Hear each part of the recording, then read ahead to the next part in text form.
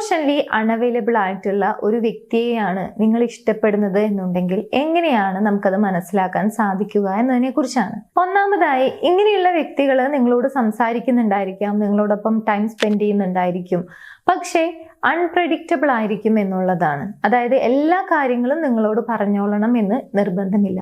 രണ്ടാമതായി, emotionally unavailable ആയിട്ടുള്ള ആളുകൾ അവർക്ക് എന്താണോ യഥാർത്ഥത്തിൽ ഫീൽ ചെയ്യുന്നത്, അവരുടെ ട്രൂ ഫീലിങ്സ് ഷെയർ ചെയ്യാനുള്ള മാനസികാവസ്ഥയിലായിരിക്കില്ല, അല്ലെങ്കിൽ അവർ കൃത്യമായത് ഷെയർ ചെയ്യില്ല എന്നുള്ളതാണ്. 3, അവരുടെ ക്ലോസ് സർക്കിളിലേക്ക് നിങ്ങളെ ഇൻട്രൊഡ്യൂസ് ചെയ്തോളണം എന്നില്ല. അതായത് അവരുടെ ബെസ്റ്റ് ഫ്രണ്ട്സ് അല്ലെങ്കിൽ ഫാമിലി അങ്ങനെയുള്ള വ്യക്തികൾക്ക് മുമ്പിൽ നിങ്ങളെ ഇൻട്രൊഡ്യൂസ് ചെയ്യുന്നത് കുറവായിരിക്കും.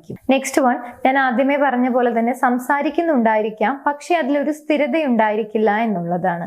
മാത്രമല്ല, എല്ലാ കാര്യങ്ങളും നിങ്ങളോട് ഷെയർ ചെയ്തോളണം എന്ന് നിർബന്ധവുമില്ല.